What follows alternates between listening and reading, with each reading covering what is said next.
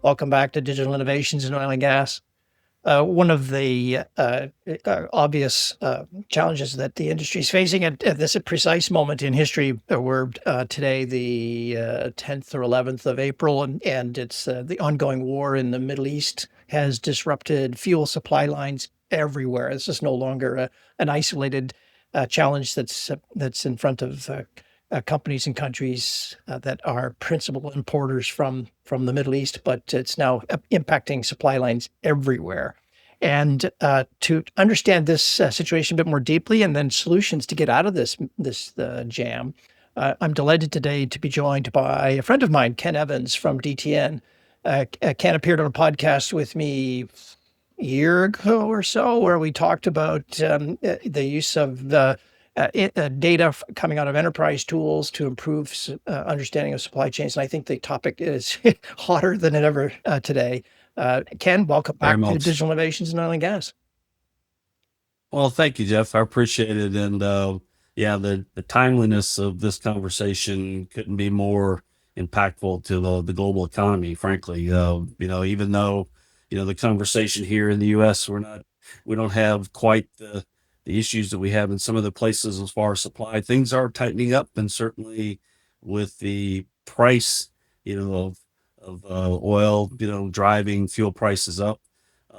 Everybody's feeling it. And the customers I talk to, they're struggling with, we're having trouble even getting their time or attention to engage with them because they're just have their heads down, just trying to respond Yeah. right now to this. So Yeah, it's a crazy scramble. Well, I do want to poke away at this quite a bit, but principally trying to get at some of the solutions that companies might consider.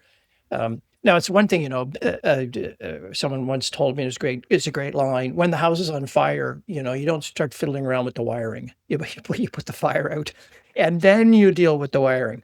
But we are going to talk a little bit about wiring today, I believe, because it is, to a degree, it is the wiring of how the industry's structured, how it shares its data.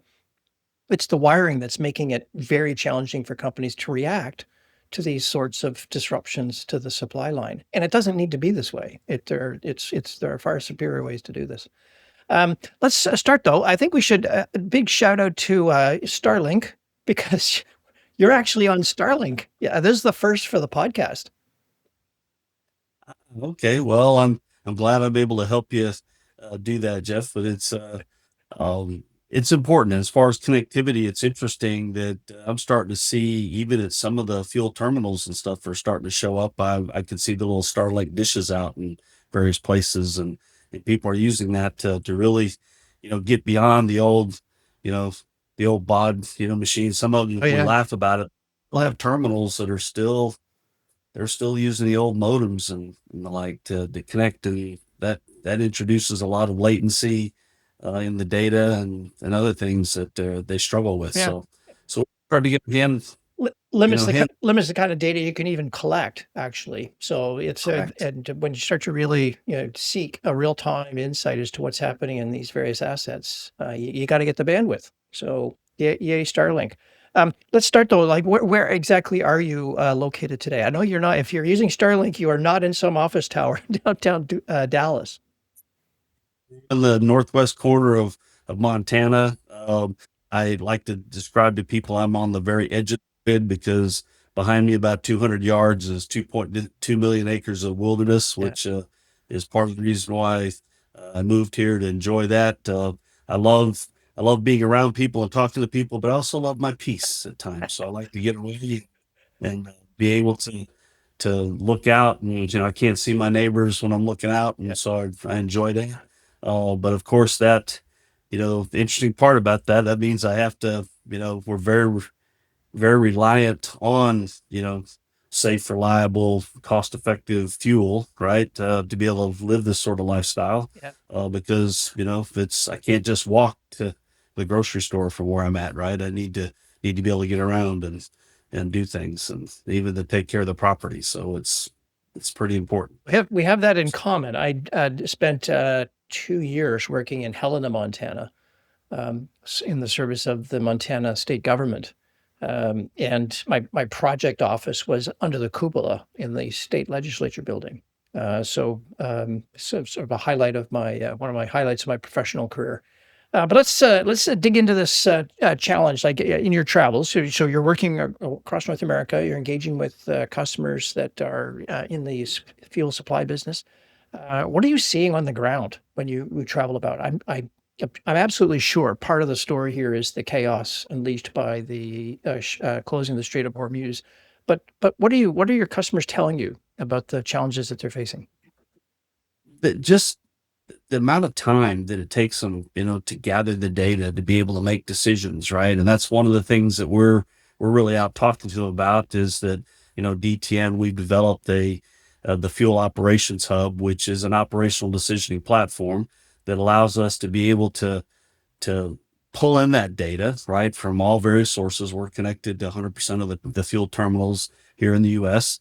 And that gives us great, insight and capability. But I say connected to, in fairness, Jeff, some of that connectivity is a little tenuous, right? Some of it's, we're still getting, you know the starting opening inventory positions are still shipped around by email Yeah, and yeah, EDI, and some what I call last century's technology in many regards, right? I'm always having to challenge my team and my customers to say, can we just bring it into this century's technology?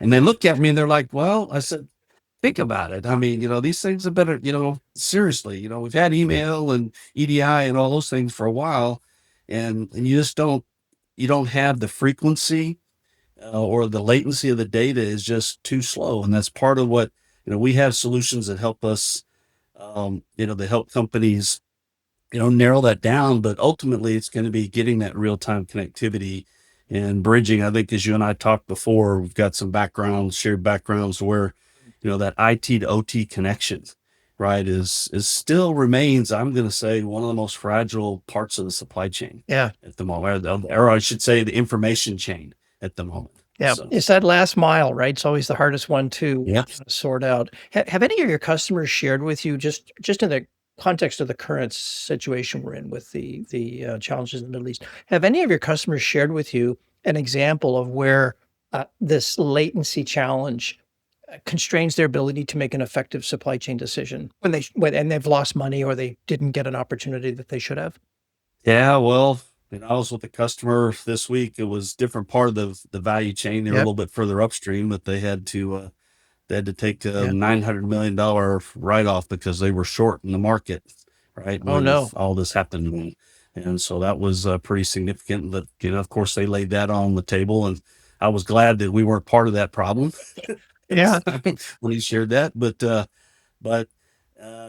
it, some of the issues, one of the large suppliers, I've had a team in that's been doing what we call a value advisory service with them, and what they describe, they walk through, we sort of do a little job shadowing Yep. and do interviews with them. And we actually have customers that I was surprised they said, that we actually, sometimes we can make good decisions once we have the data, but oftentimes, even once we make that good decision, we can't execute it fast enough because the disconnects even downstream on the execution to be able to communicate the price, communicate the change, all those things. So it's the full closed loop. It's not just the inbound, Yeah. Jeffrey. It's Yeah. it's being able to execute that. And I was shocked that, when I saw the report come out, they said, yeah, there's certain decisions we don't even attempt to even make. We see opportunities because we know that they're so fleeting Yeah. that by the time we could even respond to it, it'd be gone. That window would be closed. So it'd be just a waste of my time. Right. So, Yeah. and I was like, wow, Yeah. that's, that was sort of shocking for me to hear that and to see it in writing. Right. So it was, Yeah. It's an so interesting angle to consider actually is the decisions not even you can't even bother to take. You know they're there, but you can't even take them because you know you have no prospect of acting on them to close and take advantage. And worse, if you did attempt and the situation then changes on you in context, competitor shows up with an alternative, you're hooped because you've already committed time and assets and money and now you're short or in the wrong place. It could be very painful. A trader once explained to me, this might be not news to people listening to this, but at every intersection between, say, two pipelines or anywhere you have a tank farm or a location where you have a settlement across North America, that's a clearing point for price Yep. discovery for petroleum products. And Hmm. there's hundreds of them. Like it's in the media, you hear about Henry Hub or something, but Right. that's just the main one. Like, but there's hundreds of them. And I think this is where the customers are telling you they can see these opportunities and they can't see how to prosecute them. And not only is it hundreds of those data points, but it's also at each one of those the number of transactions that Yeah, that can happen at that place, right? But we talked about the industry talks about every gallon of fuel that's transacted, yeah, that's moved physically, it's its own 3+ times, right? Type of thing. That's just from where the part of the value chain where we operate in, which yeah. is primarily the terminal downstream. And so every one of those interactions and be able to make those communications back and forth between the trading parties and and it's not usually well, you also have issues of all the entire ecosystem. It's you've got to be able to line up the carriers and the terminal operators and the stores and all those pieces. That ecosystem has to be able to communicate effectively together, Yeah. or else there's issues that come up, and those are points of friction that our customers talk about. And another one you talked about, the value chain, is that today um, the fuels, at least in the US, it's a model that was built from several years ago. The industry built this allocation based model uh, to be able to manage this complexity, and fuel trucks just show up, and to pick up, right, an order, or to do it, to do their lifting, and they have a lot of times they have no idea if the fuel's actually available, if they have credit, if they have all those things. So Flying blind. and they're flying a little blind, right? And there's some Yeah. costs. So there's solutions that we're doing with that, which we can now interject on that while taking, the dispatch that comes out to, all these retail stations, or placing the orders, or they've got somebody managing their inventory for them. Yeah. And when they know those orders come up, we can actually now connect with the carriers and have them check, and do a sort of a pre-authorization check before they ever get to the terminals, right? To say, okay, am I authorized to lift at that terminal? Is there good, is there volume there, and the like. Now, there's still some latency there that doesn't, it's not fully guaranteed yet, but we're moving and talking to many of the industry about what does it take for us to get to order-based loading? And there's two sides of that, right? Of course, the customer Yeah. wants guarantees. Mm. And I had one of the carriers say, Ken, tell me one other industry in the world where a semi truck would back up to a warehouse and not know whether this stuff was going to be available to them. And I was like, good point, Yeah, right? good. I mean, that's Very good point. Yeah. I don't know another the industry that max operates like efficiencies. that. Yeah. Yeah. There's, Well, I mean, you think about it, even for us, our groceries, right? I mean, yeah. we order groceries and stuff. I mean, at this point, I'm ordering stuff, and it can even tell me if, do they have bananas or apples or whatever. We got that sophistication even in a grocery store. When I place an order, Yeah. I know, and we can't do that for fuel yet, right? So that's not good. It's a head scratcher. It really is. That Yeah, you can tell whether the $1 banana is going to be on the shelf or not before you leave the house. But you're sending a truck with for 5,000 gallons of of diesel, and you have no right. idea when you get to the terminal if it's going to be there or not. I mean, this. Exactly. I think the solution that the industry perhaps has long employed is that they just leave a large buffer stock sitting there, and that provides for some of that kind of that accommodates that uncertainty. Will there be product? Well, there should be because I have a buffer stock. Right. That that model's falling apart because the cost of the product, right, it's off the charts now. If you want to buy a gallon of jet fuel, Yeah. barrel of jet fuel in the Middle East, in Asia today, you're well over $200 a barrel. This is not something you Yeah. just tuck into your storage tank on a just in case basis. You got to Well, and manage and that you think inventory. about it, as we move. we move into tight supply situation where, like you said, the Yeah, straight, it's taking 20% of that supply out. Well, that's going to have the downstream knock-on all the effects. way. Yeah, for months. Where's that going to come from? The ability to have that buffer stock in there is going to get stressed. Yeah. So people need to learn how to manage with a lot lower, stocks, right? And Yep. and that's of course money, right, on the table, but it's a direct correlation to what are the runouts going to be, right? And so how do we, it was a conversation with some fuel schedulers this week that that's how they measure their own personal performance based upon No runouts. how many of those disruptions that they can avoid, right? They keep a book, right, of Mhm. those things, right, of how many of those things that they can avoid. They also measure themselves on, you know they've got a certain target level of inventory that they want, and whether they're over or under, sophisticated, buyers and traders and sellers of fuel, there's a cost of hedging with that, right? So that just increases the cost. Well, ultimately that cost of hedging, where is that going to end up? It's going to end up in your my pocketbook, because that has to be added to every one of those gallons that we purchase, or liters, wherever you're watching this from. So Yeah, I think the pricing problem now creates an incentive for traders in particular, or those who have supply, to sell it at the higher price at when they can, because you make money when the sun shines. This has the side effect of creating these gaps in the inventory because it's been sold because of the demand is so strong for it. So you have this. There's all kinds of pressures on this issue. I think some companies, though, can correct me if I'm wrong, but some companies are further ahead on solving this than others. Can you share a little bit about it? For those who are really good at this, like what are they seeing by way of say improved margins or lower stock issues, better customer service? What's the upside here if you can do well, things like integrate these systems?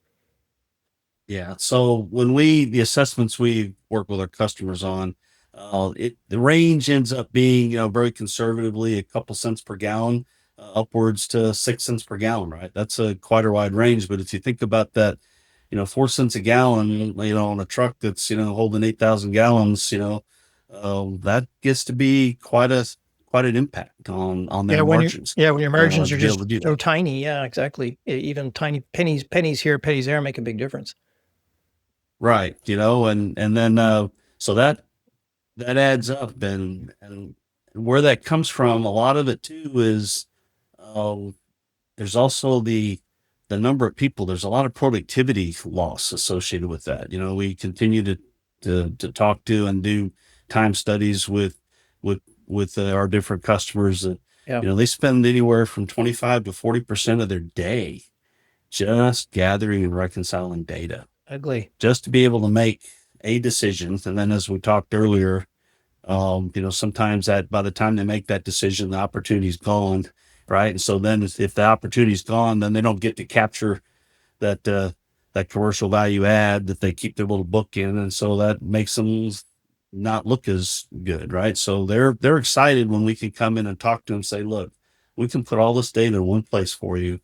When you walk in the morning, and you open up your workspace, you could see what the position is today, yeah, or at not today, at this minute, our best view, right? Because we're having to, I want to be cautious here. We're not, we have to do a lot of the math, right, to Yep. reconcile all Hmm. these different data inputs we get and reconcile that.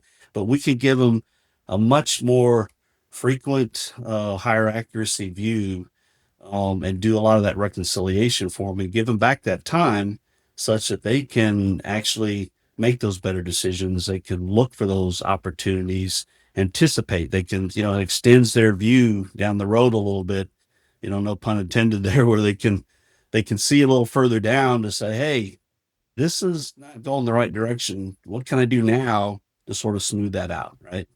And so What part of big the value impacts. what part of the value chain are you typically seeing these opportunities yield the the benefits? Is it in the, I mean, we're talking about the midstream, obviously, but are we talking about, say, tank farm down to retail sites with their holdings on site, above the tank farm, up at the refinery gate where you have much more larger terminals? Where's the play here? Or is it Yeah, it's everywhere? really, where we operate, where DTN operates is we're from the refinery gate down to the retail The station. retail That's station. that's our span, and centered right around that secondary distribution terminal. So Yeah. where we're exposed to that is it's the ins and outs of those terminals, right? And knowing what the visibility is of that. And of course it's not good enough just to have the physical inventory, because those are a lot of times it's commingled tanks and the Lending. like with Yep. inventories, and Yep. and so Mm, it's knowing what my available stock is that I can promise. And so if I come back to that, if we're going to solve that problem, to yep. be able to have customers, these big tankers drive up and have confidence that when they show up that there's going to be the fuel that they need to make that delivery. The suppliers have to be able to have confidence in what's the volume they can commit Yeah. into that, because of course, they're, and what they talked to us about, Jeffrey, is that um, they've got different channels of trade, right? Some of them have big branded stores that's their number one Yeah. priority. They're going to keep Costco. those branded. Yeah. Yeah. They got to make those branded stations first, right? And Yeah. then they've got, a contract. They got a set of contracts that, long-term ratable contracts. And then they have the little bit at the tail end. And of course, they want to make sure that they're optimizing The that whole next scene. barrel or gallon, Yep. depending upon how they talk about it. So, It's all players throughout there. I just think of it, literally from going back to Montana, Helena, Montana, reasonably big center, all the way to where you are, yep. which is Yeah. the northwest corner of Montana with nobody around. You're not serviced by Costco, Yep. right? You've got a neighborhood, local rural supplier. How many products Yep. are actually um, do you see going through the supply chain? Right, I can count 6 or 7 Well, quickly, but I think it's a lot more than that. well, see, that's the other fallacy. The complexity is most people, like, they just think about when you and I show up at a pump, Yeah, right? The average consumer just shows up. They say, 3 grades of okay, I got gas. three grades of Yeah, gasoline. I might have 2 grades of diesel, right? So they're yeah. thinking, hey, there's only five. Well, No, not no. quite so fast, because Yeah, every one of these every one of these brands, will have different blends and additive packages and things yeah. like that, which are all different products, right? That had to be managed. There's also specification issues depending upon where you're at. And right now through the changeover season here, moving into the summer Summer blends. blends. Yep. So there's a lot more complexity there than people realize. And so that's another dimension of the problem, is that not only once you have all this data, you have to be able to reconcile and normalize that data so that people can talk to each other, because that's the other thing. They all call it something different, right? I mean, and each of these customers have a different name. And even though there's standards for that, Yeah. um, you know, they need a company like DTN that does we are the Rosetta Stone for the industry, that allows them to communicate with each other, because we Yeah. do all that normalization and standardization of that data. Do all the So do all the math. It's all on mass mass balance too, right? Of course, it's not volumes, because the bloody product changes volume as the temperature goes up. So you can't do it that way. And of course, yeah, people don't also think about this, but marine terminals. Where do you get your gasoline for your motorboat? Well, that's a distribution mhm, line. What if you're a fleet operator? Are you going to send your big buses to the local Costco? No, you're going to have your own inventory. What about a construction site? You're going to haul your yeah, Caterpillar gear down to SO to get some. right, No, you're not going to do that. Airports. How do airports get their fuel? Like the people don't really grasp just how complicated this industry is. And as you point out, when you think, why does it take so long to make a decision? Well, this is the challenge, right? It's very, very complicated. And then you do it at scale, and market like the right, U.S. with this 18 million barrels a day of volume going through, right? It's extraordinary. Um, so, yeah. what do you see as down the track here? I mean, the challenge we've got with the Strait of Hormuz, of course, is it's disrupting these supply lines. Are you anticipating your customers saying this is going to go on for a while, or does this sort of clear up really quickly once the hostilities Um, cease? well, there's this for those that have been in this industry, it's they talk about rockets and feathers, right? Is Yeah, prices tend to up like rocket a up very rocket. quickly, Yep, then rocket down like a like a feather. rocket, but then they're really slow to come down, right? Yeah, So it takes a while, and this can be no different. But man, Jeffrey, if I had the crystal ball on that, I'm not sure you and I would be talking right now because I'd be off doing something else, right? But it's my attitude with this is that you need to have the resilience of your supply chain to be able to respond to whatever comes, right? And yeah, that's the message that we give to our customers is that, look, let's talk about how we can make your operations more resilient because this is expected to be around for a while, right? I was in Houston a couple of weeks ago during when Zero Week was around and yep, all the noise was there. He has all the executives from around the world talking about it, and then 2 weeks later, I just came back again. The conversation is this is every single day in the Wall Street Journal or any business publication, they talk about this being unprecedented, right? yeah, It's that we've never had this level of disruption in the global energy markets. So what I've told my team and I talked to customers, I said, this is structural. This is going to be around for a while, and we've got to learn to deal with much yeah, thinner, much tighter supplies, which means you cannot, and that's the thing about all the variability. If you get, variability for traders is good, they take advantage of it. Variability in operations is bad. You want everything to be smooth because, as you said, you can lower those safety stocks and you can have less fuel, less disruptions by making sure you're not sending trucks to terminals that don't have fuel or you're not sending fuel to retail stations before they really need it. It's all those types of things, right? So yeah. And the other factor lurking in all of this is you can't if you have a truck wagon and you're delivering a specific grade of gasoline, you don't put they have to be in separate compartments on that one tank.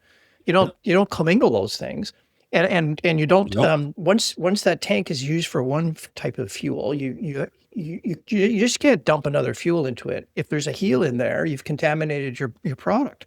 So, people, there's a lot of care that goes through this to make sure that there's not cross contamination. You're not giving away value where you shouldn't. And yeah, it's throughout the whole supply chain. This is not just a big tank farm. Every vehicle in the system has to deal with this. Um, yes, what's your I can see, and you probably see it as well. The opportunity here is very substantial. The situation today is giving the industry a great lesson on what it just how goofy the situation can be. Um, what's your sense? Do you think the industry will, once this starts to straighten itself out, this whole supply chain problem? Do you think the industry is ready to really start to embark on improvements? And are there going to be some companies that are going to come out of this as real winners because they are ahead of the curve here? I think so. We're already seeing that, right? Companies were already embarking with us on this, starting this journey before Yeah, this happened. This has just accelerated their focus and attention. Right now though there is a bit of a, I hate to use the word fire in this space, but there it is a little bit on fire, there's and they're firefighting. they're having to make sure Yep. they can get that settled down, but they still have a business to operate. And so what can they do to operate their business? And one of the executives I talked to, I had dinner with her a couple of weeks ago, and she talked about the beginning of uh of last year.